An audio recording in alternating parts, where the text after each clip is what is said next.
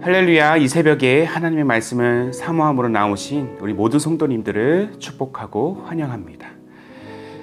오늘 우리에게 주신 하나님의 말씀은 다니엘서 6장 16절부터 28절까지입니다. 본문의 말씀을 제가 봉독하겠습니다.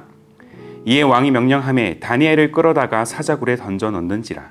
왕이 다니엘에게 이르되 내가 항상 섬기는 너의 하나님이 너를 구원하시리라 하니라. 이에 돌을 굴려다가 굴 어기를 막음에 왕이 그의 도장과 귀족들의 도장으로 봉하였으니 이는 다니엘에 대한 조치를 고치지 못하게 하려 함이었더라. 왕이 궁에 돌아가서는 밤이 새도록 금식하고 그 앞에 오락을 그치고 잠자기를 마다하니라. 이튿날에 왕이 새벽에 일어나 급히 사자굴로 가서 다니엘이 든 굴에 가까이 이르러서 슬피 소리질러 다니엘에게 묻되 살아계시는 하나님의 종 다니엘아, 내가 항상 섬기는 내 하나님이 사자들에게서 능히 너를 구원하셨느냐 하니라. 다니엘이 왕에게 아뢰되 왕이여 원하건대 왕은 만수무강하옵소서. 나의 하나님이 이미 그의 천사를 보내어 사자들의 입을 봉하셨으므로 사자들이 나를 상해하지 못하였사오니 이는 나의 무죄함이 그 앞에 명백함이오며 또 왕이여 나는 왕에게도 해를 끼치지 아니하였나이다 하니라. 왕이 심히 기뻐서 명하여 다니엘을 굴에서 올리라 하매 그들이 다니엘을 굴에서 올린즉 그의 몸이 조금도 상하지 아니하였으니 이는 그가 자기의 하나님을 믿음이었더라. 왕이 말하여 다니엘을 참수한 사람들을 끌어오게 하고 그들을 그들의 처자들과 함께 사자굴에 던져 넣게 하였더니 그들이 굴 바닥에 닿기도 전에 사자들이 곧 그들을 움켜서 그 뼈까지도 부서뜨렸더라. 이에 다리오 왕이 온 땅에 있는 모든 백성과 나라들과 언어가 다른 모든 사람들에게 조서를 내려 이르되 원하건대 너희에게 큰 평강이 있을지어다. 내가 이제 조서를 내리노라. 내 나라 관할 아래에 있는 사람들은 다 다니엘의 하나님 앞에서 떨며 두려워할지니 그는 살아계시는 하나님이시요 영원히 변하지 않으실 이시며 그의 나라는 멸망하지 아니할 것이요 그의 권세는 무궁할 것이며 그는 구원도 하시며 건져내기도 하시며 하늘에서든지 땅에서든지 이적과 기사를 행하시는 이로써 다니엘을 구원하여 사자의 입에서 벗어나게 하셨음이라 하였더라. 이 다니엘이 다리오 왕의 시대와 바사 사람 고레스 왕의 시대에 형통하였더라. 아멘. 오늘 말씀은 강력한 생명력을 지닌 역경 속 예배라는 제목으로 말씀을 나누고자 합니다. 간혹 이 아스팔트 길을 거닐다 보면은 한 모퉁이에 아스팔트를 뚫고 피어난 꽃들을 종종 우리는 목격하게 됩니다.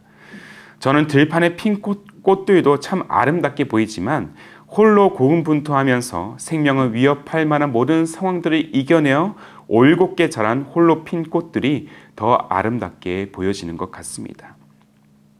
거친 세상을 살아가면서 찾아오는 수많은 풍파를 견뎌낸 그 강력한 그 생명력이 그 아름다움에 깊이 새겨져 있기 때문인 것 같습니다. 다니엘서를 통해서 저는 순환과 예기치 못한 그 상황 속에서도 다니엘의 올곧은 믿음이 마치 아스팔트 위에 피어난 꽃과 같은 그 아름다움으로 느껴지고 있습니다. 무엇보다 그의 행적이 아름다웠던 이유는 그 포로된 상황 속에서도 우상에 대한 제사를 강요하는 그 환경 속에서도 그는 하나님을 예배하기를 포기하지 않았기 때문입니다. 이전 본문에서 다니엘이 하나님 앞에 예배하는 모습을 목격한 그 고관들은 그 길로 달려가 왕에게 고소합니다. 사실 다리오 왕은 다니엘을 벌하기를 원치 않았습니다. 그는 다니엘의 그 신실함이 좋게 보였기 때문이죠. 그러나 한번 내려지면 번복할 수 없는 그 금령으로 인해서 그는 심히 금심하게 됩니다. 어찌할 도리가 없었던 다리오는 다니엘을 끌어다가 사자굴에 넣습니다. 그리고 다니엘에게 이렇게 말합니다. 본문 16절의 말씀이죠. 이에 왕이 명령하매 다니엘을 끌어다가 사자굴에 던져 넣는지라. 왕이 다니엘에게 이르되 내가 항상 섬기는 너의 하나님이 너를 구원하시리라. 너의 하나님이 구원하시리라는 단어, 이는 왕으로서 무능한 자신을 향한 절망의 목소리이자 다니엘의 믿음을 통한 하나님의 역사를 기대하는 표현이기도 합니다. 이와 같은 다리오의 고백은 다니엘이 얼마나 신실한 예배자인지를 증명하는 것이기도 하죠. 다리오가 다니엘을 이처럼 사랑했던 이유는 포기하지 않았던 그의 믿음과 포기할 수 없었던 예배를 드린 그의 모습을 그가 보았기 때문입니다. 더 나아가 신실한 예배자 다니엘의 그 지혜를 통해서 바벨론 시절부터 지금에 이르기까지 하나님의 역사가 얼마나 위대한 것인지를 다리오는 누구보다 잘 알고 있었을 것입니다. 이 땅의 회복과 부흥을 일궈낼 키워드는 바로 다름 아니라 예배입니다. 하나님을 향한 예배. 그래서 예배는 어떠한 상황 속에서도 결코 변하거나 포기해서는 안 되는 가치인 것이죠. 우리는 아무런 제재 없이 너무나 자유롭게 하나님을 예배할 수 있는 환경이 있지만 지금도 전 세계로 돌아다 보면 아직도 극심한 핍박 속에서 목숨을 걸고 지하나 동굴 속에서 숨죽이며 하나님을 예배하는 자들이 존재하는 것들을 보게 됩니다. 그들에게 예배는 곧 죽음을 의미하는 것입니다. 목숨을 바쳐야 된다는 것이죠. 그럼에도 불구하고 그들은 예배를 포기하지 않았습니다. 예배는 자신들의 목숨과도 바꿀 수 있을 만큼 그들에게 소중한 가치이기 때문입니다. 포기할 수 없는 예배는 강력한 생명력을 지닙니다. 사자굴에 던져지는 한이 있더라도 우리가 예배를 포기하지 않는다면 우리의 영혼의 호흡은 결코 끊어지지 않을 것입니다. 반면에 너무나 좋은 환경에서 자유롭게 예배를 선택하여 우리는 드릴 수 있지만 그 안에 하나님을 향한 간절함과 그 치열함이 없다라면 영혼의 호흡은 끊어질 수밖에 없습니다. 그것은 바로 죽은 예배입니다. 예배자는 어떤 상황 속에서도 예배자여야 합니다. 예배에 있어서 타협은 결코 없습니다. 다니엘의 예배는 예배가 무엇인지, 예배가 어떤 의미인지, 예배가 어떤 가치를 지니고 있는지를 가장 수준 높은 예배의 현장을 보여주고 있는 것이죠. 어떤 예배가 내 구미에 맞는 예배이고 어떤 예배가 내가 원하는 예배인지를 따지는 수준 낮은 예배는 결코 하나님이 받으신 예배가 될 수 없습니다. 예배는 선택이 아니라 사명입니다. 그렇기 때문에 우리의 삶에서의 예배는 포기할 수 없는 가치여야 한다는 것이죠. 어떠한 역경에서도 포기하지 않았던 다니엘의 믿음은 이 모든 것들을 이겨내는 선한 결과를 가져오게 됩니다. 다니엘은 고관들의 모함으로 사자굴에 던져졌지만 하늘의 천사가 내려와서 사자의 입을 막음으로 인하여 성한 곳, 다친 곳 하나 없이 그곳을 빠져나옵니다. 본문 22절의 말씀이죠. 나의 하나님이 이미 그의 천사를 보내어 사자들의 입을 봉하셨으므로 사자들이 나를 상해하지 못하였사오니 이는 나의 무죄함이 그 앞에 명백함이요. 충성스러운 신하가 사자의 먹잇감이 되지 않을까 노심초사했던 이 다리오 왕이 무사한 다니엘을 보고 심히 기뻐합니다. 이와 같은 다니엘의 믿음의 결과를 목도하는 왕은 곧바로 참수한 고관들을 붙잡아서 사자굴에 던져버립니다. 그들은 미처 사자굴에 닿기도 전에 사자들에게 잡아먹히게 되죠. 이후 다리오 왕은 전국에 조서를 내려서 다니엘의 권위를 높이 세우고 살아계시고 영원한 능력이 되시는 하나님을 찬양하는 데까지 나아갑니다. 이렇게 믿음을 끝까지 지키는 자, 끝까지 예배하기를 포기하지 않는 자, 그 역경을 끝까지 견디는 자는 모든 것이 합력하여 선을 이루는 열매를 보게 될 줄로 믿습니다. 믿음의 결과는 항상 하나님이 선이기 때문이죠. 믿음을 지킨 다니엘은 이후 어떠한 제재도 없이 형통한 삶으로 메데 바사 제국을 다스리게 됩니다. 사랑하는 성도 여러분, 믿음은 받는 것보다 지키는 것이 더 중요합니다. 다시 한번 말씀드릴게요. 믿음은 내가 받는 것보다 지키는 것이 훨씬 더 중요합니다.